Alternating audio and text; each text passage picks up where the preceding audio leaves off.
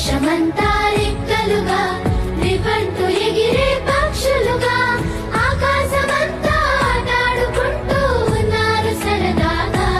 ఒకరేమో సీను ఒకరేమో జున్ను కలిసారే ప్రాణంగా మురిసారే వర్షంగా.